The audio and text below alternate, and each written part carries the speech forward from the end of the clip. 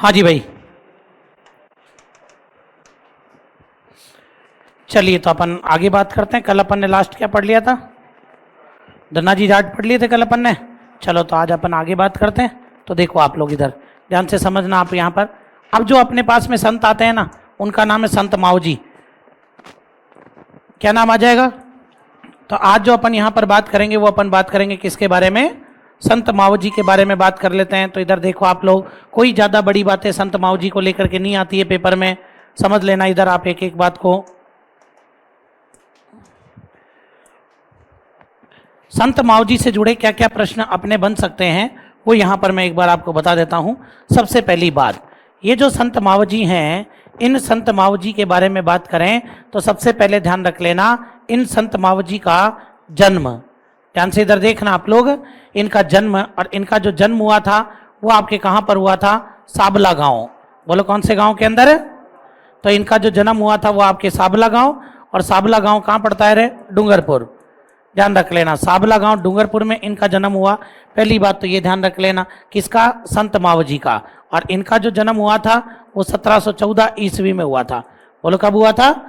और ध्यान रखना ये जो साबला गांव है, इसी साबला गांव के अंदर एक तो आपके बना हुआ है संत मावजी का मंदिर। बोलो क्या बना हुआ है? तो यहीं पर आपके संत मावजी का मंदिर बना हुआ है। और दूसरी बात, ये जो संत मावजी हैं, इन्होंने एक संप्रदाय चलाया था। ध्यान रखना आप लोग, इन्होंने एक संप्रदाय चलाया था। कौन सा संप्रदाय? निष्कलंकी। बोलो कौन सा संप्रदाय चलाया था? तो इन्होंने आपके एक संप्रदाय चलाया जिसका नाम है निष्कलंकी संप्रदाय। और निष्कलंकी संप्रदाय के प्रवर्तक आपके कौन माने जाते हैं? संत मावजी को आपके निष्कलंकी संप्रदाय का प्रवर्तक कहा जाता है। इसीलिए अगर अपने से कभी पूछ ले कि इन्होंने एक संप्रदाय चलाया जिसका नाम क्या है? निष्कलंकी, और अपने से पूछे कि ये जो निष्कलंकी संप्रदाय है, इस निष्कलंकी संप्रदाय की पीठ भी कहाँ पर स्थित है? बोलो कहाँ पर स्थित है? साबला गांव डूंगरपुर के अंदर स्थित है। तो जन्म भी साबला गांव में हुआ था, मंदिर भी साबला गांव के अंदर है, और निष्कलंकी संप्रदाय की पीठ भी आपके साबला गांव के अंदर है। संत मावजी को अपन क्या कह सकते हैं? एक तो इनको कहा जाता है वागड़ का धनी। बोलो क्या कहते हैं इनको? तो एक तो इनको वागड़ का धनी कहा जाता है, ये ध्यान रखना एक बात। दूसरी बात ये ध्यान रख लेना, ये जो संत मावजी हैं, इन संत मावजी को कहा जाता है कि हमारे जो भगवान विष्णु हैं, उन भगवान विष्णु का 10वां अवतार। क्या मानते हैं इन्हें भगवान विष्णु का? तो इनको भगवान विष्णु का 10वां अवतार कहा जाता है, ये भी याद रख लेना। और 10वां अवतार कौन सा? कल्कि। अभी ऐसा अपन तो कहते हैं कि अभी तक कल्कि अवतार लिया नहीं है। अब ध्यान रखना, अभी कल्कि अवतार भगवान ने लिया नहीं है। कलयुग का समापन जब होगा तब ये अवतार लेंगे। लेकिन जो संत मावजी में विश्वास रखते हैं वो इनको भगवान विष्णु का 10वां अवतार मान करके चलते हैं। समझ में आई बात यहाँ पर? फिर देखो संत मावजी के बारे में तीसरी बात, इन्होंने आपके एक यूं कह सकता हूं आंदोलन चलाया था। और कौन सा आंदोलन? ध्यान रख लेना, आपके कौन सा आंदोलन चलाया था भैया? लसाड़िया आंदोलन चलाया। ध्यान रख लेना, वापस बोलो कौन सा आंदोलन चलाया? एक बात। दूसरी बात, इन्होंने डूंगरपुर में एक धाम की स्थापना की, बेणेश्वर धाम। बोलो किसकी स्थापना की थी? तो इन्होंने आपके बेणेश्वर धाम की स्थापना की थी। और ये जो बेणेश्वर धाम है ये आपके कहां पर है? नवा टापरा। मैंने मेले त्योहार में भी बताया था, नवा टापरा डूंगरपुर। बोलो कहां पर है ये आपके? तो यहां पर इन्होंने आपके बेणेश्वर धाम की स्थापना की। इन्होंने आपके पूजा किसकी की भैया? कृष्ण की। बोलो किसकी? कृष्ण के निष्कलंकी स्वरूप की पूजा की। भगवान कृष्ण के कौन से स्वरूप की पूजा की? निष्कलंकी स्वरूप की पूजा की। इसीलिए इनका संप्रदाय क्या कहलाया? निष्कलंकी संप्रदाय कहलाया। तो इन्होंने आपके निष्कलंकी स्वरूप की पूजा की। फिर संत मावजी ने एक उपदेश ग्रंथ लिखा, और संत मावजी का उपदेश ग्रंथ जो है वो आपके कौन सा हो जाएगा? तो उसका नाम है आपके चोपड़ा। बोलो क्या नाम आएगा? चोपड़ा। संत मावजी का उपदेश ग्रंथ कौन सा है भैया? चोपड़ा। और चोपड़ा के बारे में आप लोग देख लो इधर। पहली बात, ये आपके कौन सी भाषा में है? वागड़ी। बोलो कौन सी भाषा में? डूंगरपुर बांसवाड़ा में कौन सी भाषा बोली जाती है? तो ये वागड़ी भाषा में है, ध्यान रखना। फिर दूसरी बात, अगर मैं यहां पर बात करता हूं तो ये आपके कौन सी शैली में है? वाद विवाद शैली में। बोलो कौन सी शैली में? तो ये आपके वाद विवाद शैली के अंदर है। ये भी प्रश्न पेपर में पूछा हुआ है। फिर ये कितने भागों में है? 5 भागों में विभाजित है। बताओ कितने भागों में? तो ये ध्यान रख लेना कि ये जो आपके और चोपड़ा है ये 5 भागों में विभाजित है। और एक बात और ध्यान रखना कि ये जो आपके जो चोपड़ा ग्रंथ है इसके दर्शन किए जाते हैं। और कब दर्शन किए जाते हैं? दीपावली पर। बोलो कब दर्शन करते हैं भाई? इसके दर्शन किए जाते हैं वो भी आपके दीपावली पर दर्शन किए जाते हैं। तो बताइए संत माव जी आपके कौन से संप्रदाय के प्रवर्तक हैं? निष्कलंकी। इनका जन्म कहाँ हुआ था भैया? इनका मंदिर भी कहां पर है? साबला गांव डूंगरपुर। और कौन से संप्रदाय की पीठ है? तो ये ध्यान रख लेना। संत माव जी को क्या कहते हैं? वागड़ का धनी। और क्या कहते हैं? भगवान विष्णु का 10वां अवतार जो कि कल्कि अवतार इनको माना जाता है। इन्होंने कौन सा आंदोलन चलाया? ध्यान रखना। और ऐसे ही मैंने बताया था आदिवासियों का कुंभ बेणेश्वर को बोलते हैं। और बेणेश्वर की स्थापना किसने की थी? संत माव जी ने। यह भी ध्यान रखना। भगवान कृष्ण के कौन से स्वरूप की पूजा की? अपन भगवान कृष्ण को रसिया मानते हैं ना, ये नहीं मानते हैं, ये निष्कलंकी स्वरूप की पूजा करते हैं। फिर इनका ग्रंथ कौन सा है भैया? चोपड़ा। कौन सी भाषा में है? कौन सी शैली में है? कितने भागों में विभाजित है? और चोपड़ा के दर्शन कब किए जाते हैं? समझ में आ गई बात? लिखिए। चलिए साहब इसमें लिखिएगा आप लोग नीचे लिखो। डूंगरपुर के शासक महारावल आसकरण ने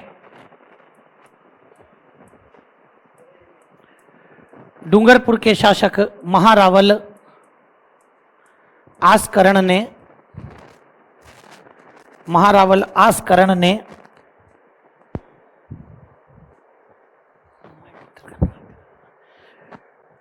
ने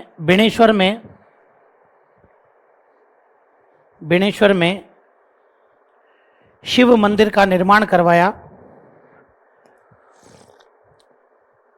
बेणेश्वर में शिव मंदिर का निर्माण करवाया।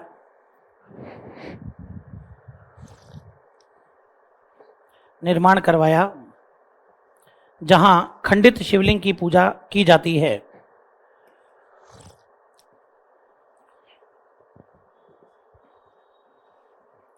जहां खंडित शिवलिंग की पूजा की जाती है।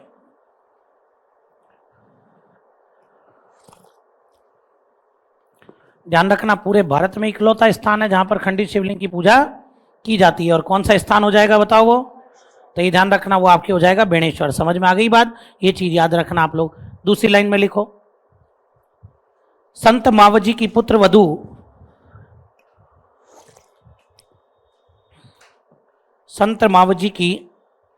वधू जनक कुंवरी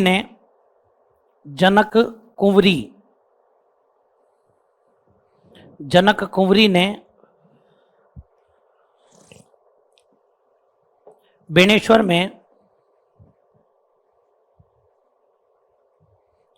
में विष्णु मंदिर का निर्माण करवाया।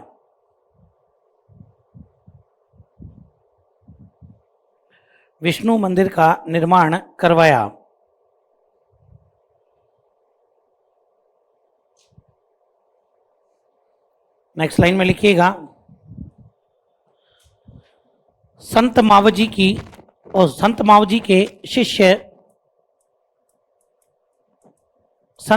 के शिष्य 2 शिष्य थे। एक का नाम क्या था? अजय। दूसरे का नाम वजई। शिष्य अजय वजई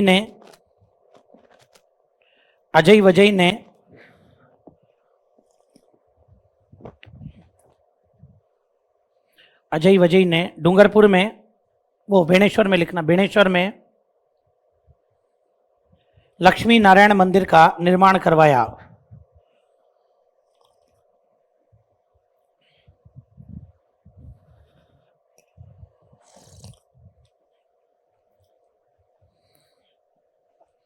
लक्ष्मी नारायण मंदिर का निर्माण करवाया। चलिए इसके बाद में अगले संत लिखो बालानंदाचार्य। अगले संत लिखना बालानंदाचार्य।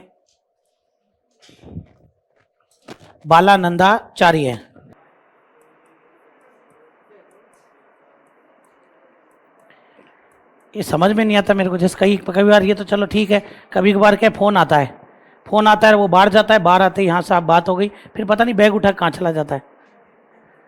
तो इसलिए मैं रोक देता हूँ, बैठ जा। ठीक है ना। तो ये ध्यान रखना है, जैसे एक दिन ये बोले शादी में जाना है, तो शादी में तो सुबह ही जा रहा था, ये ध्यान रख लेना। इनका रियल नेम क्या है भैया? बलदेव शर्मा। और ध्यान रख लेना आप लोग, इनका प्रमुख स्थान हो जाएगा लोहारगल झुंझुनू। कहां पर है इनका प्रमुख स्थान? लोहारगल झुंझुनू। ज्यादा बड़ी बात नहीं, इधर देखना। नाम क्या हो जाएगा? एक तो बलदेव शर्मा। इनका प्रमुख स्थल क्या है? लोहारगल झुंझुनू। इनको क्या कहा जाता है? लश्कर संत। बोलो क्या कहते हैं? अरे लश्कर होता है जो अपने साथ में सेना रखता है, तो ये अपने साथ में सेना रखा करते थे, इसलिए इनको क्या कहा गया? लश्कर संत। ये किसके समकालीन थे? औरंगजेब। बोलो किसके समकालीन? औरंगजेब। और ये अपने साथ में सेना रखते थे, इसलिए क्या कहा? और इन्होंने अपनी सेना भेज करके मेवाड़ के तो महाराणा राज सिंह, और ध्यान रखना जोधपुर के दुर्गादास राठौड़, इन दोनों की सहायता की थी। तो ये छोटे छोटे प्रश्न है, याद रखना। बताओ बालानंदाचार्य का रियल नेम? बलदेव शर्मा इनका वास्तविक नाम था, ये तो बाद में बाबा जी बन गए थे, तब नाम रखा बालानंदाचार्य। आई बात समझ में? तो ये ध्यान रखना भाई। ऐसे ही देखो आप लोग, इनका प्रमुख स्थल कहां पर है? लोहारगल झुंझुनू। क्या कहते हैं इनको? किसकी मदद की थी? राज सिंह। और किसके समकालीन थे? औरंगजेब। आई बात समझ में? ऐसे ही ध्यान रखना, एक संत आते हैं जिनका नाम है भक्त कवि दुर्लभ। बोलो क्या नाम आएगा? भक्त कवि दुर्लभ। और ये जो भक्त कवि दुर्लभ हैं, इनके बारे में भी ध्यान रखना। केवल इतनी सी बात कि इन्हें कहते हैं राजस्थान का नरसिंह, ये जरूर याद रख लेना। तो राजस्थान का नरसिंह बताओ किसको कहा जाता है? भक्त कवि दुर्लभ को राजस्थान का नरसिंह कहा जाता है, जरूर याद रखना। फिर बताओ राजस्थान का नरसिंह कौन? समझ में आ गई बात? तो पहले लिखो बालानंदाचार्य। तो लिखो बालानंदाचार्य, वास्तविक नाम बलदेव शर्मा। वास्तविक नाम बलदेव शर्मा। निर्मल सर कब खिलाएंगे रे वो समोसा? मंडे। एक रख लेना, मेरा भी है ना। फिर लिखो उसमें प्रमुख स्थल लोहारगल झुंझुनू। ये बेचारे ऑनलाइन वाले सोचते होंगे खूब खाते हैं रे यार, हमारा तो नंबर ही नहीं आता। प्रमुख स्थल लोहारगल झुंझुनू।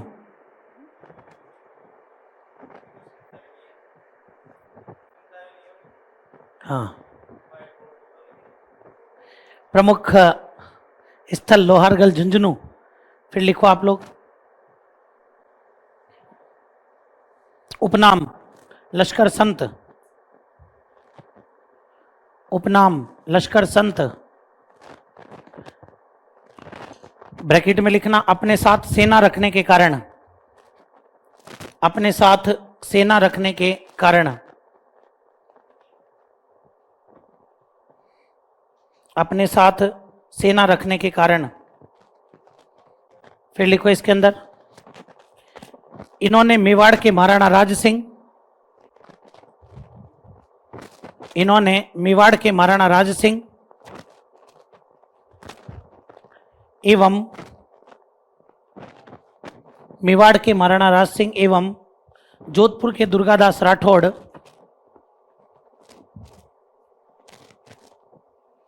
जोधपुर के दुर्गादास राठौड़ की सेना भेजकर सहायता की। सेना भेजकर सहायता की।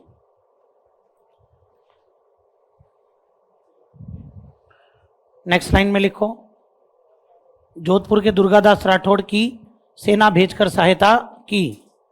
नेक्स्ट लाइन में लिखना औरंगजेब से 52 मूर्तियों को सुरक्षित बचाया। औरंगजेब से 52 मूर्तियों को सुरक्षित बचाया। औरंगजेब मूर्तियां तोड़ रहा था ना, तो बचाने वाले कौन थे आपके? बालानंदाचार्य। तो ये भी याद रख लेना आप लोग अच्छे से। चलो साहब, फिर इसके बाद में लिखो भक्त कवि दुर्लभ। भक्त कवि दुर्लभ। भक्त कवि दुर्लभ राजस्थान का नरसिंह।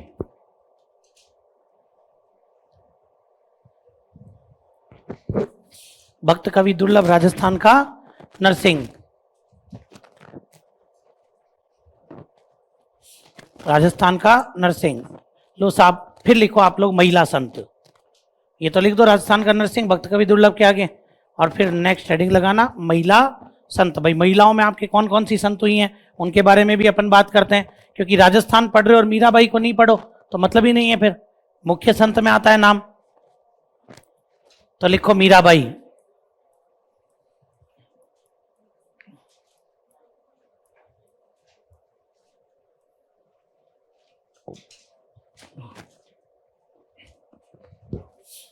मीराबाई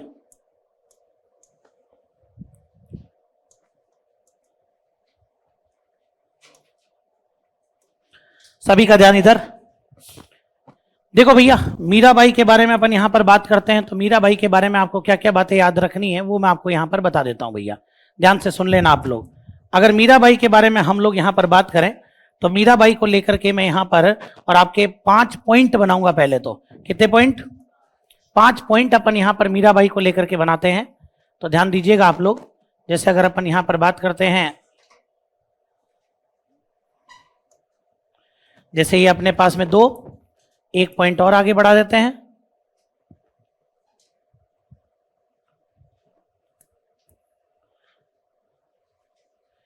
ये तीसरा पॉइंट। तो देखो अगर अपन यहां पर बात करें किसके बारे में? मीराबाई। तो यहां पर समझना आप लोग, यहां पर मैंने कितने पॉइंट बनाए हैं? 3 पॉइंट बनाए। ये 3 पॉइंट बनाने के पीछे कोई ना कोई रीजन रहा होगा, तो देखो आप यहां पर समझना। जैसे अपन बात करते हैं कि ये पॉइंट नंबर 1 हो जाएगा, ये आपके पॉइंट नंबर 2 हो जाएगा और ये आपके पॉइंट नंबर 3 हो जाएगा। अब देखो यहां पर सबसे पहली बात, ये जो आप पॉइंट नंबर 1 देख रहे हैं ये है आपके कौन सा? कुड़की। और ये आपके कुड़की गांव है, और ये कुड़की गांव पड़ता है आपके कहां पर? पहले पाली था, अब क्या हो गया है? अब ब्यावर में आ गया है भैया, कुड़की गांव ब्यावर। फिर इसके बाद में पॉइंट नंबर 2 जो है वो आपके मेड़ता नागौर चला जाएगा। कहां चला जाएगा? तो ये आपके मेड़ता नागौर चला जाएगा, ध्यान रख लेना। फिर तीसरा पॉइंट जो है ये आपके कहां चला जाएगा? ये चित्तौड़गढ़ चला जाएगा, ध्यान रख लेना आप लोग। कहां चला जाएगा भाई? चित्तौड़गढ़ चला जाएगा। अब देखो पहले तो इन 3 को ही समझते हैं। कुड़की गांव पाली के अंदर आपके हुआ था क्या? जन्म। किसका जन्म हुआ था? कब हुआ था? 1498। ध्यान रख लेना। ये जो मीराबाई है, इन मीराबाई के जो बचपन का नाम था वो क्या था भाई? मैंने बताया था आपको जब तेजा जी पढ़ाए थे, तब तेजा जी की वाइफ का नाम क्या है? पेमल दे। वैसे ही मीराबाई के बचपन का नाम पेमल। इनके पिता का क्या नाम था भैया? रतन सिंह। बोलो क्या नाम है? तो मीराबाई के जो पिता थे उनका नाम क्या हो जाएगा? रतन सिंह। और इनकी जो माता थी, माता का नाम है वीर कुंवरी। बोलो क्या नाम है? तो इनकी जो माता है वो हो जाएंगी आपके वीर कुंवरी। आई बात समझ में? पिता का नाम तो रतन सिंह और माता का नाम क्या है? वीर कुंवरी हो जाएगा। अब देखो इसके बाद में, अब इसके बाद में क्या हुआ कि इनकी जो माता थी उनका क्या हो जाता है? आपके निधन हो गया था भैया। जब ये इनका जन्म हुआ था तो जन्म के कुछ समय बाद ही मीराबाई की माता का निधन हो गया था। तो मीराबाई आपके कहाँ चली गई थी भैया? मेड़ता नागौर चली गई थी। और मेड़ता नागौर के अंदर, और जो इनके दादाजी थे जिनका नाम था राव दूदा। बोलो क्या नाम था? राव दूदा। रिश्ते में क्या लगते थे मीराबाई के? तो ये जो राव दूदा हैं, इन राव दूदा द्वारा और मीराबाई का क्या किया जाता है? पालन पोषण किया गया। ध्यान रखना, क्योंकि पिता तो जागीरदार थे तो वो तो साम्राज्य चलाने में व्यस्त थे, इधर राव दूदा ने पालन पोषण किया और यहीं पर मीराबाई के लिए और पढ़ाई की व्यवस्था की। और पढ़ाई की व्यवस्था की तो इनके जो प्रारंभिक गुरु थे वो थे आपके पंडित गजाधर। तो मीराबाई के प्रारंभिक गुरु कौन है? पंडित गजाधर। तो मीराबाई का बचपन कहाँ बीता था भैया? मेड़ता के अंदर बीता था। और इसके बाद में फिर ध्यान रखना, मीराबाई का क्या कर दिया गया? विवाह कर दिया गया। और विवाह आपके कहां पर किया था? चित्तौड़गढ़ के अंदर किया था, ध्यान रख लेना। और चित्तौड़गढ़ के अंदर किसके साथ में विवाह हुआ था? भोजराज। और ये विवाह हुआ था 1516 में। 18 वर्ष की आयु में विवाह हुआ था भैया इनका, तो ये ध्यान रखना। 1516 में सांगा के पुत्र, महाराणा सांगा, तो महाराणा सांगा के पुत्र जिनका नाम है भोजराज। बोलो क्या नाम है भैया? भोजराज। इन भोजराज से इनका क्या हो जाता है? इन भोजराज से इनका विवाह हो जाता है। आई बात समझ में? तो महाराणा सांगा के पुत्र भोजराज से विवाह हुआ, लेकिन भोजराज की तो भैया असामयिक मृत्यु हो जाती है। अब मृत्यु हो गई तो भाई मीराबाई क्या करे? भगवान कृष्ण को अपना पति मानती है और फिर भगवान कृष्ण की भक्ति में विलीन हो जाती है पूरे तरीके से। ये ध्यान रख लेना। इसीलिए चित्तौड़गढ़ के अंदर आपके ध्यान रख लेना मीरा मंदिर भी स्थित है। कौन सा मंदिर है भैया?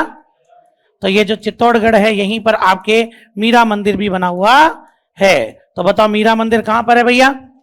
और ये ध्यान रखना आप लोग, ये जो मीरा मंदिर है, ऐसा कहते हैं इस मीरा मंदिर के सामने, इस मंदिर के सामने संत रैदास की छतरी है। किसकी छतरी है भैया? तो ये जो आपके मीरा मंदिर है इसके सामने और संत रैदास की छतरी है। बताओ कौन से संत की? और संत रैदास कौन भैया? मीरा के आध्यात्मिक गुरु। बोलो कौन हो जाएंगे? तो ये मीरा के प्रारंभिक गुरु तो कौन है भैया? ध्यान रख लेना। और ये मीरा के क्या हो जाएंगे भैया? आध्यात्मिक गुरु। तो इनकी छतरी आपके यहां पर स्थित है। फिर ध्यान रखना, ऐसा कहते हैं कि जब मीराबाई इतनी और कठिन भक्ति करती है भगवान की, तो उस भक्ति से इनके जो सासू है वो नाराज हो जाती है, देवर नाराज हो जाते हैं और वो मीराबाई को कठोर यातनाएं देने लगते हैं। जहर का प्याला इनके पास में भेजा था। कहते हैं ना कि भाई पग घुंघरू बांध मीरा ना चीरे, तो उसी में आता है कि जहर का प्याला राणा जी ने भेजा, पीवत मीरा हासी रे। मतलब मीरा उसको भी पी करके हंसने लगी क्योंकि वो भी अमृत बन गया था। तो ये ध्यान रख लेना आपके। और मीराबाई को चित्तौड़गढ़ में कठिन यातनाएं दी गई। और जब मीराबाई को चित्तौड़गढ़ के अंदर कठिन यातनाएं दी गई तो मीराबाई यहां से सीधे आपके कहां चली गई भैया? वृंदावन। बोलो कहां चली गई भैया? तो ये ध्यान रख लेना, ये जो आपके मीराबाई है, ये मीराबाई आपके कहां चली जाती है? तो यहां से सीधे आपके वृंदावन चली जाती है। तो ये चीज भी आप लोग अच्छे से याद रख लेना कि इसके बाद में चित्तौड़गढ़ से सीधे कहां पर? तो आपके वृंदावन चली जाएगी भाई। तो ये आपके आ जाएगा पॉइंट नंबर 4। बोलो क्या आ गया आपके? पॉइंट नंबर 4 आपके यहां पर आ जाता है। और पॉइंट नंबर 4 कहां ले गया आपको? वृंदावन। ये भी याद रखना कि मीराबाई कहां चली गई थी? वृंदावन। और वृंदावन पड़ता है आपके कहां पर? यूपी। और यहीं पर ध्यान रखना आप लोग कि ये जो वृंदावन है, इस वृंदावन में अगर मैं बात करूं किसकी प्रेरणा से आई थी? तुलसीदास जी। तुलसीदास जी ने कहा था कि बेटा तुम कहां चली जाओ? वृंदावन चली जाओ, अगर चित्तौड़गढ़ में तुम्हारा और इस तरह अपमान किया जाता है तो। ये ध्यान रखना आपके तुलसीदास जी की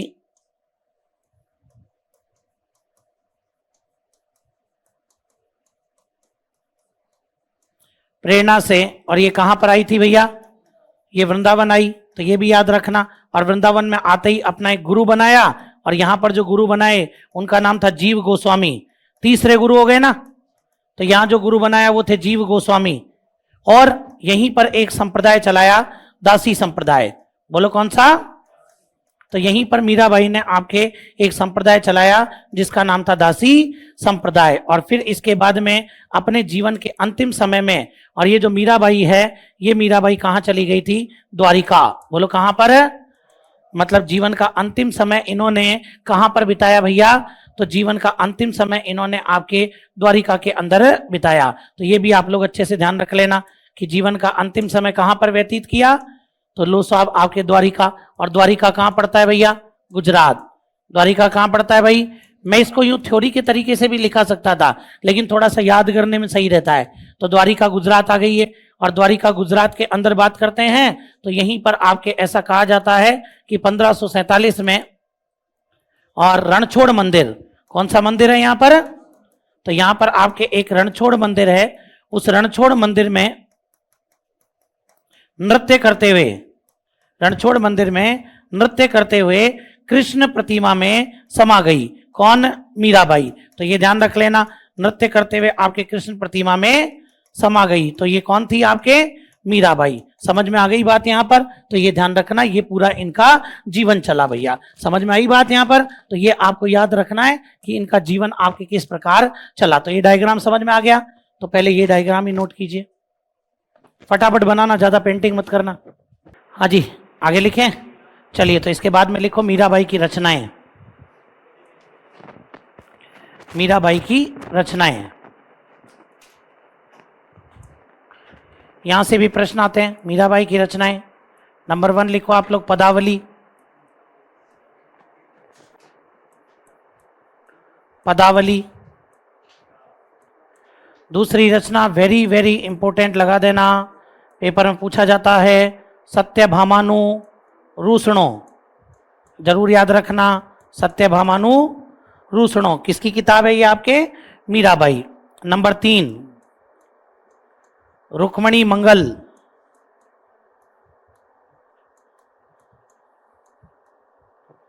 रुक्मणी मंगल,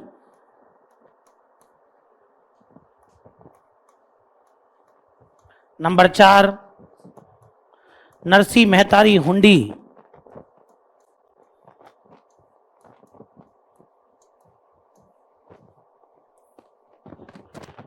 नंबर 5 मीरारी गरीबी,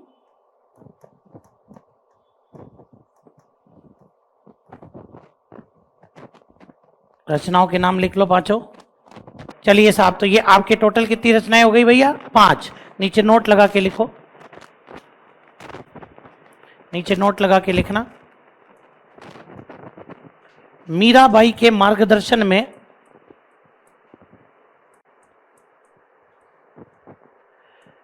मीराबाई के मार्गदर्शन में रत्ना खाती ने मीराबाई के मार्गदर्शन में रत्ना खाती ने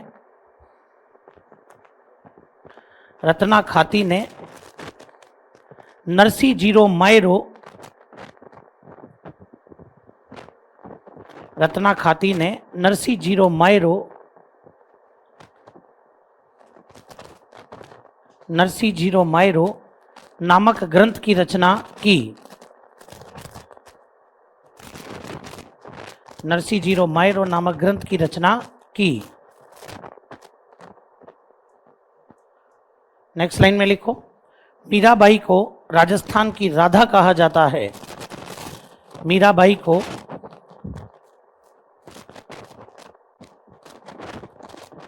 राजस्थान की राधा कहा जाता है। नेक्स्ट लाइन में लिखो, महात्मा गांधी ने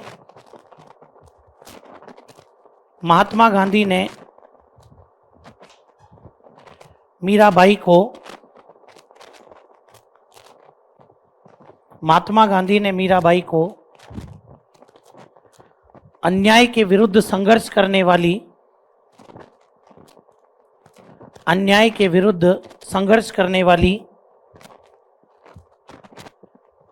सत्याग्रही महिला कहा। महात्मा गांधी ने मीराबाई को अन्याय के विरुद्ध संघर्ष करने वाली सत्याग्रही महिला कहा।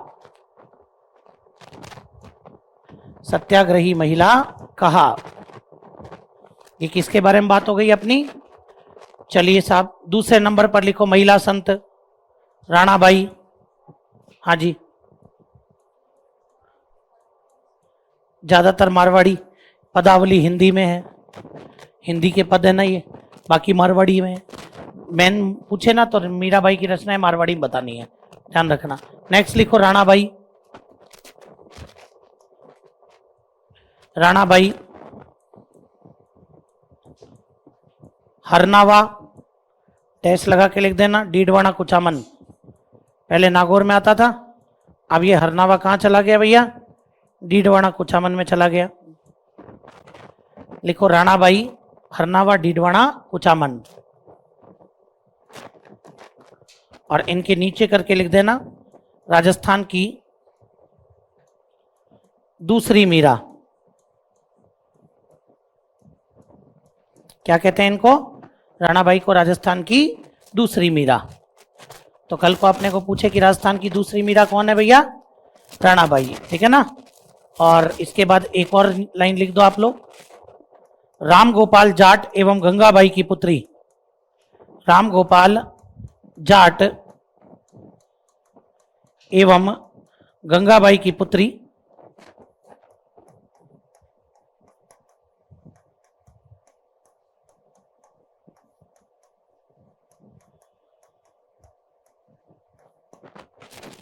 राम गोपाल जाट एवं गंगाबाई की पुत्री। नीचे गुरु का नाम लिख देना, चतुरदास ब्रैकेट में खोजी जी। चतुरदास ब्रैकेट में खोजी जी।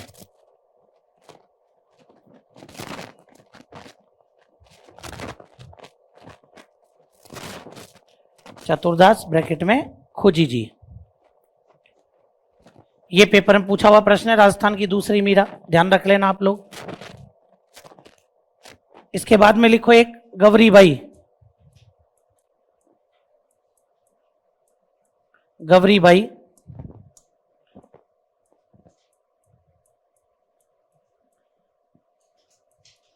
डैश लगा के लिखना, वागड़ की मीरा,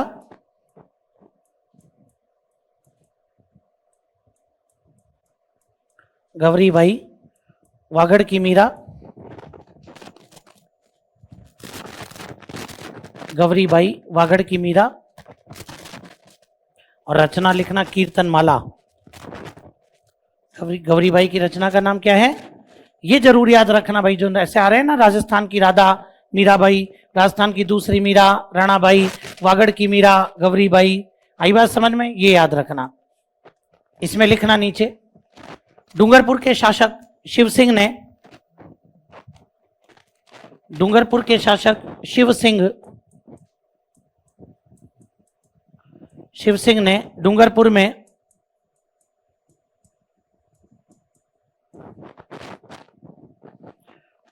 डूंगरपुर के शासक शिव सिंह ने डूंगरपुर में बाल मुकुंद मंदिर का निर्माण करवाया, बाल मुकुंद मंदिर का निर्माण करवाया,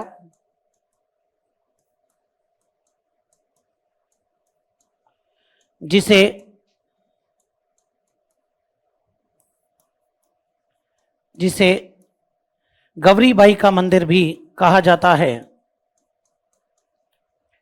जिसे गवरी बाई का मंदिर भी कहा जाता है। गवरी बाई का मंदिर भी कहा जाता है।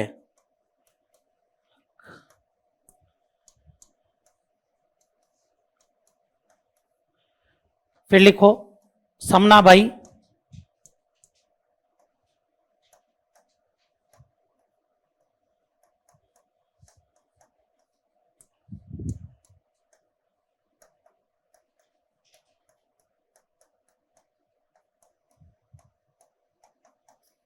समनाबाई मत्स्य प्रदेश की मीरा,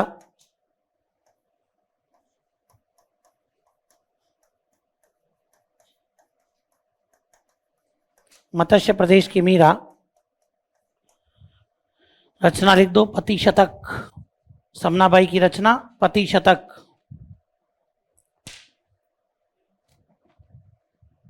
पति शतक। फिर भूरीबाई अलख, डैश लगा के मेवाड़, ये भी प्रश्न पेपर में आया हुआ है। भूरीबाई अलख का संबंध कहां से है भैया, मेवाड़। और लास्ट में लिखना कालवा गांव डीडवाना कुचामन, कर्माबाई, कर्माबाई कालवा गांव डीडवाना कुचामन, जाट परिवार से संबंधित। कभी सुना होगा आपने, थाली भरकर ले आई रे खींचड़ो, ऊपर घी की बाटकी, और जीमो मारा शामधनी, जीमा वह बेटी जाट की, या कर्मा बेटी जाट की। ध्यान रखना आप लोग। तो कर्माबाई वही है जिसने भगवान को खींचड़े का भोग लगाया था। तो ये महिला संत भी क्या हो जाती है, समाप्त। कल कुछ जैन संत लिखाऊंगा और उसके बाद में 2-3 एक छोटे छोटे हैं वो तो, और एक नए चैप्टर की शुरुआत करेंगे, और वो अपन लेंगे राजस्थान के लोकगीत। धन्यवाद। जय हिंद, जय भारत।